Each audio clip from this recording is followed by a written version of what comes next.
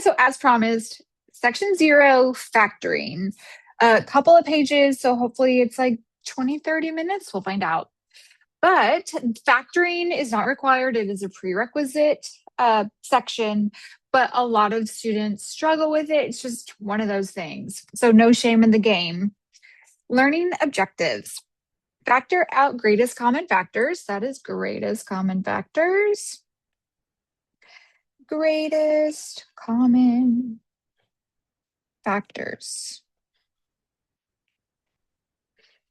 Factor a polynomial with 4 terms by grouping, factor a polynomial with 3 terms, factor a difference of squares. So factoring by grouping is also something I'll circle back to when we hit, what is it called? Like miscellaneous equations as well. So you don't have to be like an expert by factoring by grouping because we will go over it again. So factoring is the reverse process of multiplying polynomials, aka it's the opposite of distribution to some extent. Distribution. That's that fun thing where I'm a terrible speller. Please laugh away. I don't care. Go nuts. Whoopsies. Sorry. Scroll, there we are. Okay, so multiplying. So first we're going to do the distribution, right? The FOIL, if you're familiar, but really it's just every term gets multiplied by every term. So first, so that is 2x squared, then the x gets multiplied to the second term, so it's negative x. So now x has been multiplied to everything on the right. So that's how we know now to move on to the 3. So then 3 gets multiplied to everything on the right-hand term, the multiplicative expression, if you would. Then it's plus 6x and then minus 3.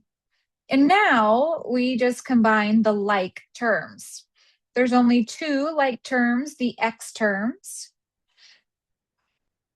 So this is 2x squared, let's see, plus 5x minus 3.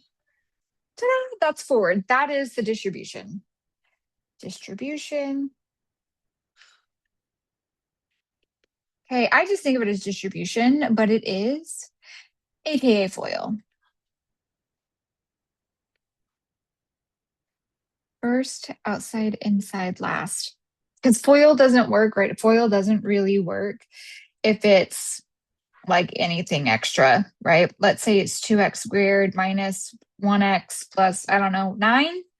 Now FOIL doesn't make sense. It's just distribution. Bloop, bloop, bloop. So the far left first term gets multiplied to everything on the right-hand side. Then you say, okay, once x is exhausted to everything in that trinomial on the right, then you just make sure 3 gets multiplied to everything on that right-hand side and you combine like terms. That's really all that's happening. Okay, so that's forwards to remind ourselves how do we go backwards and actually factor. The greatest common factor, abbreviated GCF, is an expression of the highest degree that divides each term of the polynomial. You always factor out the GCF first. It makes your life easier. Makes life easier.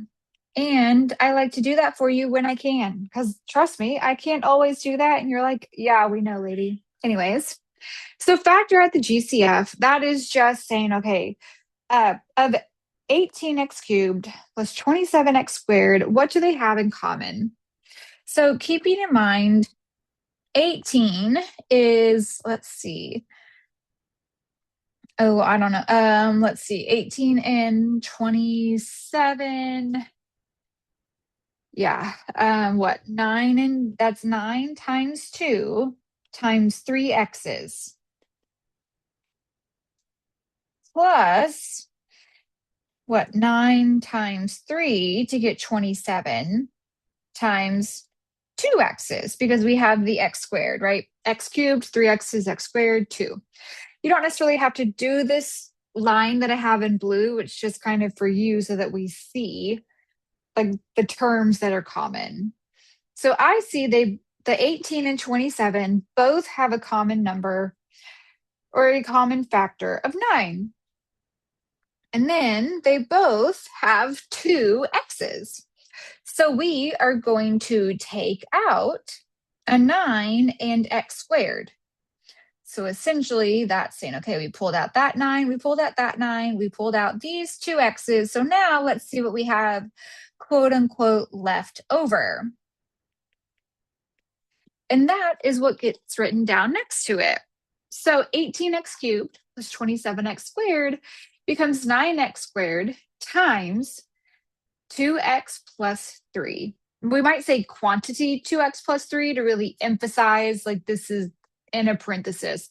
So like if someone couldn't see what I was writing, I might say 9x squared times the quantity of 2x plus 3. That's just like extra tidbits though. Okay, so now I want you to pause the video and try B and C on your own and see what happens. And then come back when you're ready. Okay, you're back. I doubt you even paused it. Come on, try. Okay, fine. Okay, so 2x to the fourth plus 16x squared plus 10. So I see that they're all even. So I am going to expand 1, 2, 3, 4, like I did for the last one. You do not have to do this. This is just to really kind of hammer in the idea of what these expressions actually are saying, right? There's a lot of implicit information happening here. So they all have I'm just going to try to color code. They all have a 2 and they all have a single x. So I'm going to take out a 2x. Where did my green go? There you are, green. So I'm going to take out a 2x. So if I take these suckers out, so a 2 and an x, a 2 and an x, a 2 and an x, I am now left with x cubed plus 8x plus 5. And that's it. That's all we're doing right now. Okay. C, for real, pause the video and try it. This one's actually easier than B. Okay. You're back? Yeah. Okay, so now rather than just having a handful of things, we have an expression in common. X plus 3 is our expression. So that is what's getting factored out or pulled to the front, if you would. So the quote unquote now leftovers are x squared plus 5 because x plus 3 was the commonality. Ta-da! Okay. So that's just factoring out the GCF. And again, we want to do that first when possible. We want to do that first when possible because it makes our lives easier. So tips for factoring polynomials. So this is a ton because there are lots of different polynomials out there. What's a polynomial? A polynomial is basically just a term. It's like a x to the n plus b x to the j plus c x to the k. It's a term plus or minus a term plus or minus a term. Okay. There's more to it than that. We get into it in like mid-semester, but just so that you're not like, what the heck is this lady talking about? I said J. Okay. So first, factor out the GCF. Next, if there are four terms, try factoring by grouping. That's always my go-to. If I see 4 terms, I'm going to factor by grouping. Different from if there are 3 terms, I'm going to do something else. I'm just going to actually go straight into factoring. Different from if there are 3 terms from the other version, but I digress. So back to this second bullet here. Oops, forgot I was a highlighter. Whoop. So if I'm factoring by grouping, we want to look at the first pair and the second pair, like actually pair them off. So one thing that's nice about math, and I'll say this in class, is math labeling called it like they saw it. Okay. In math, things are called by what they do say or are. So if it's called factoring by grouping, you're going to literally group and factor. They did not get crazy or inventive with these names. They're like, oh, I'm tired from inventing this stuff. Let's just label it by what it is. So sometimes use the title of the technique to tell you what to do. Okay, so we are actually going to just pop down to example 3 to talk about factor by grouping, since we're on the subject. So 3, as you can see, has 4 terms. So again, I'm going to group it in half. My first 2 terms and my back 2 terms. So I'm going to pretend like those don't exist. Only looking at the first 2, I see that, okay, I can take an x squared out of both of them. So that leaves me with an x plus 4. Now, let me erase this. The name of the game becomes from the back half. What do I factor out so that I am left or I am forced with an x plus 4? This is the game. In this case, it is a 3.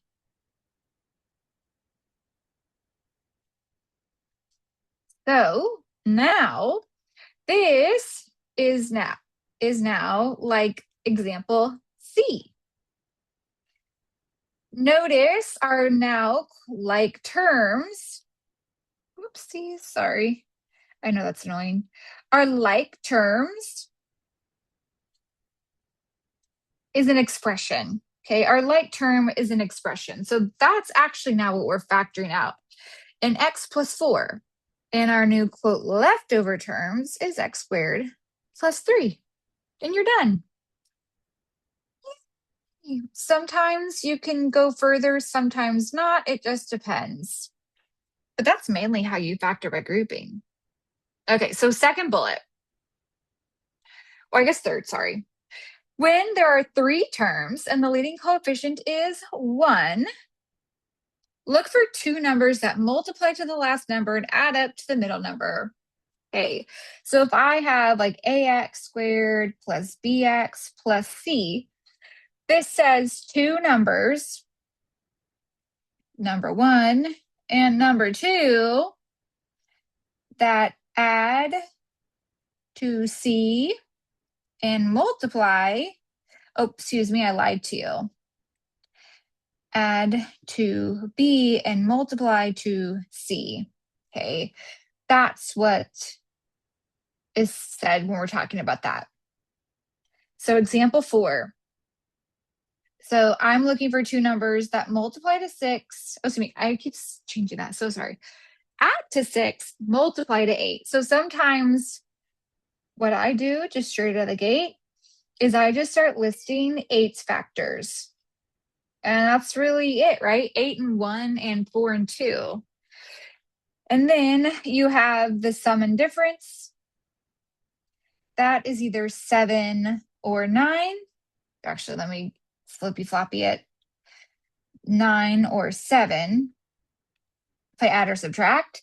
If I add or subtract the numbers together, that is 6 or 2. Ding, ding, ding. 6 is winner, winner, chicken dinner. So that tells me my 2 numbers are, my 2 numbers we now know are 4 and 2. This is sometimes more like a guess and check. Guess and check method, if you would, especially if this has like a different number out front. We'll talk more into that in the next example. Okay, that's it. So we know that the front 2 terms have to be x because of that whole FOIL business, right? First,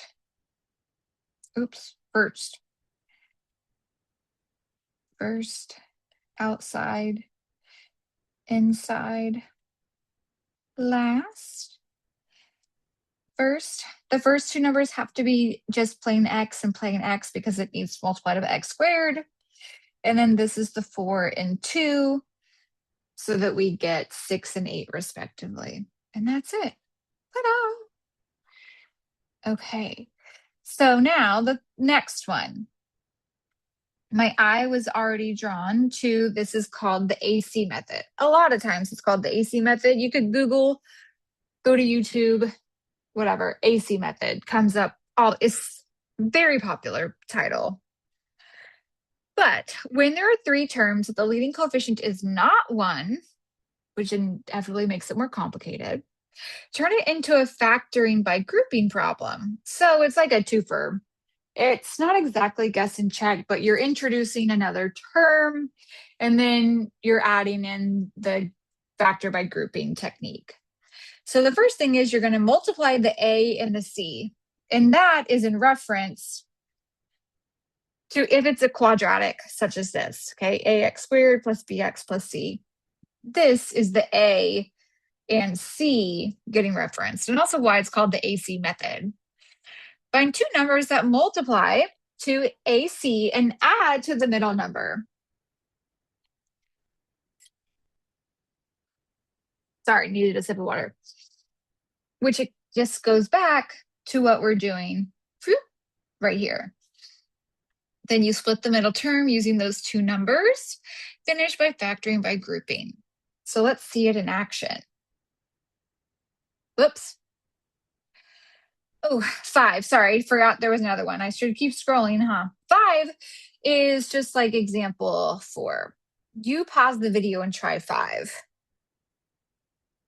Okay, you came back. You're back. You tried. Yes, for real? Okay, so 18. Factoring 18 and 1, 2 and 9, 3 and 6. And that's it. I usually go in this kind of descending, ascending order, so I know that I get all of them in there. Because basically, I know that like 4 doesn't go into 18 and 5 doesn't go into 18, and then now I'm already on the other side of my factor tree or my factor T table, if you would. So I know I have all of the factors. So I need 2 that either add or subtract to 3. Keeping in mind that we also have a negative 18 and a plus 3, which tells me that there is subtraction going on. So I know that this is a positive 6 and a negative 3 because that will add to positive 3, which is what we need in the middle, right? Because we are adding to the middle and multiplying to the back. Ta-da! So this factors into x and x, and then 6 and 3 plus and minus because of the FOIL, right? The last, I need a positive 6 and a negative 13 to give me that negative 18. Okay, so sorry for that quick tangent, but I didn't want to skip 5. Okay, so 6. So back to the, well, what if we no longer have that nice, pretty 1 out in front and it's a 10? What do we do then? Lots of things. You can do guess and check. You could totally guess and check and say, like, okay, well, 10 is like 5y and 2y. And then I need a 5. Oh gosh, I'm doing it in my head, and that's completely on accident. Right? So you can just guess. Like the factors of 10 are 5 and 2. The factors of 5, that's a 1, are 5 and 1. Guess and check. You can totally guess and check that way if you feel strongly about it. But if you're looking at it and you're like, I have no idea, well, then we will go to starting by the AC method. So the AC is 10 times 5, which is, of course, 50. So I need a T table for the factors of 50. 50 and 1, 2 and 25.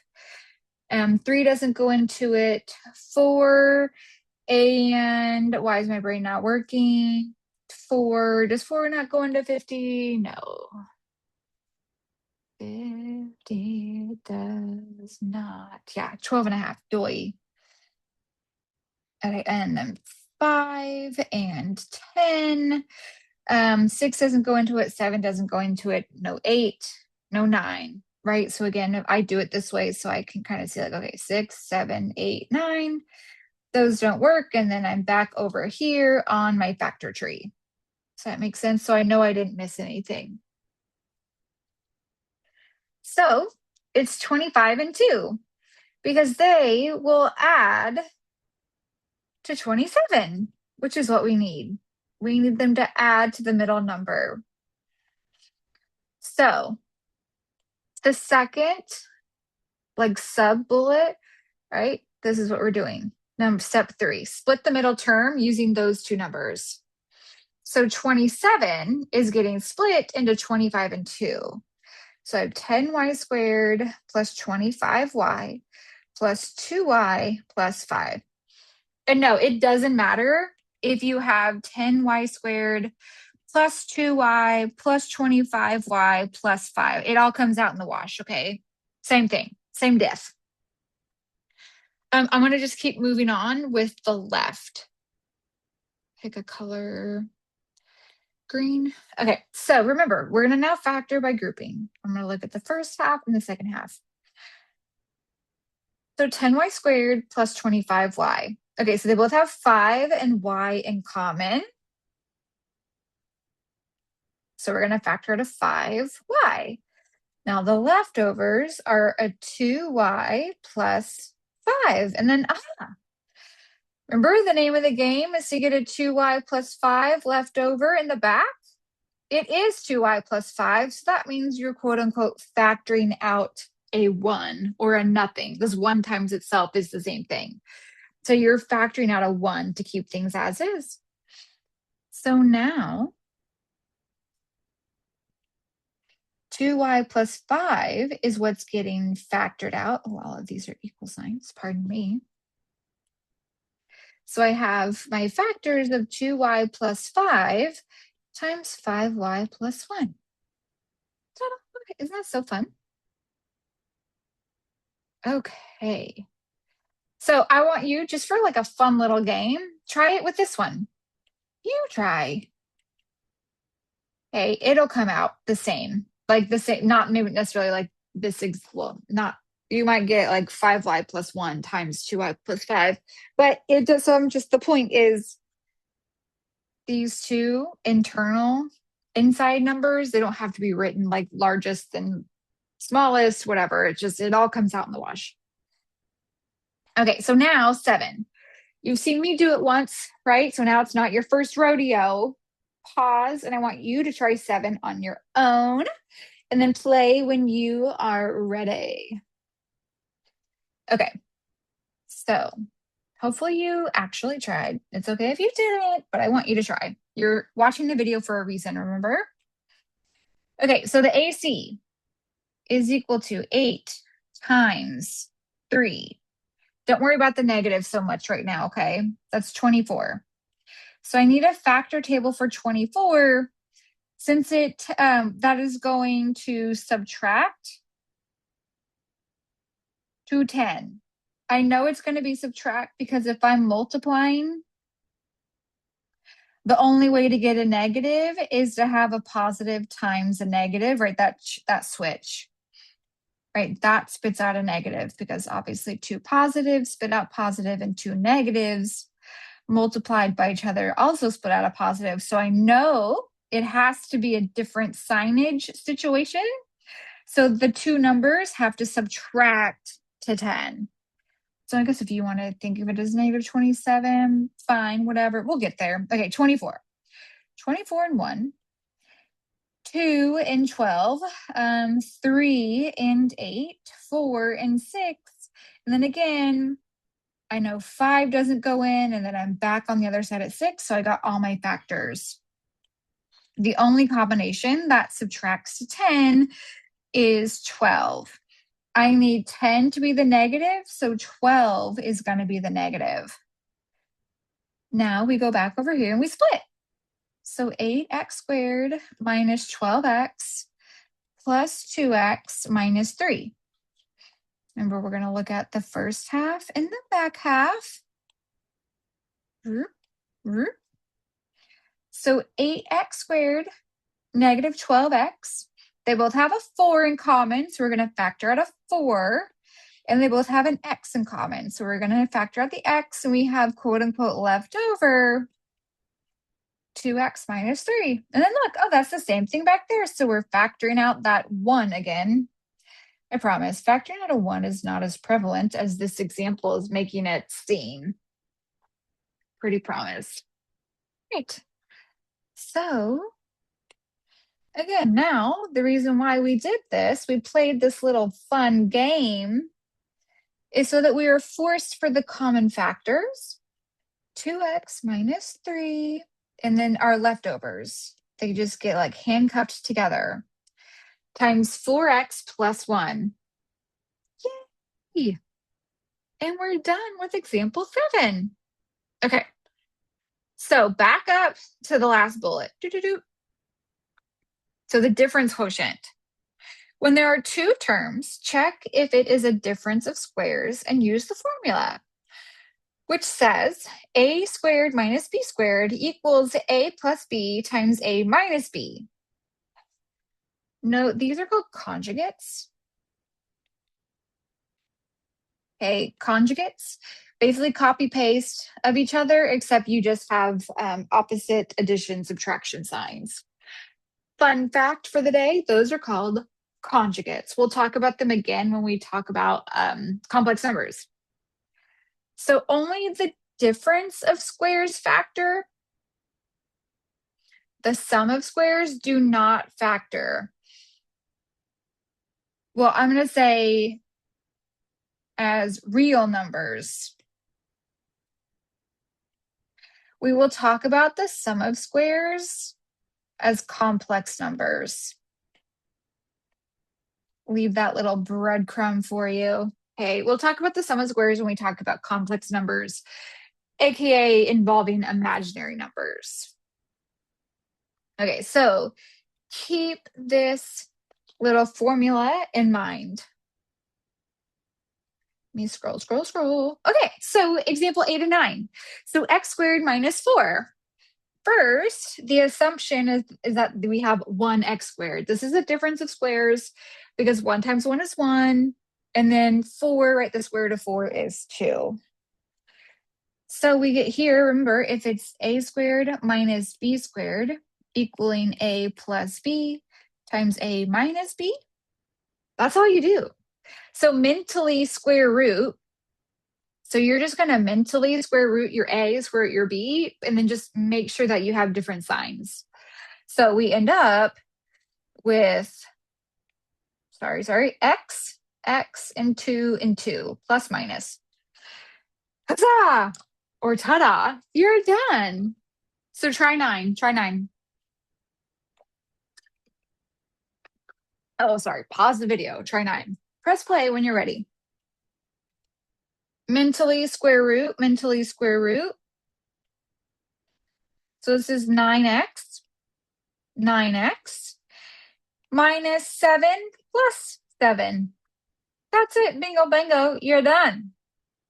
Difference of squares. Difference of squares.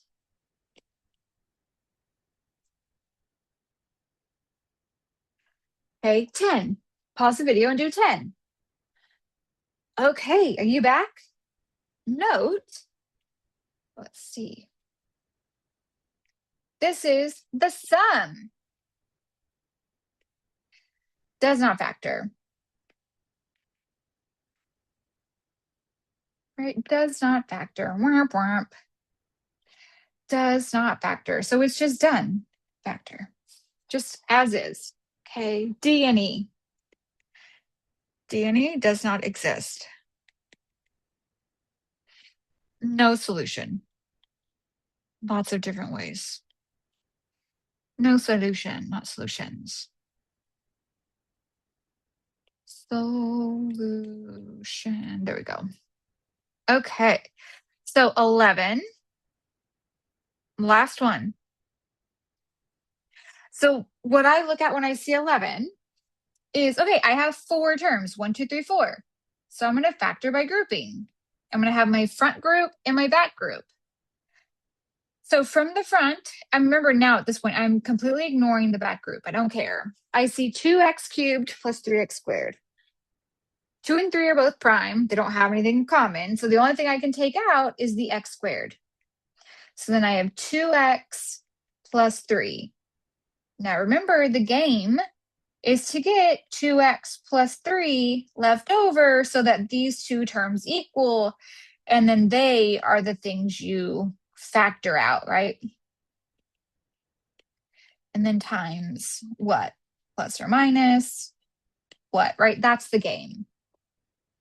So 50 and 75, but note that it's negative 50 and negative 75, but here I have a plus. So that automatically indicates to me that, oh, okay, I actually need to take out a negative with me. And then 50 and 75, the correlation with 2 and 3 respectively is 25, right? Because 2 times 25 is 50.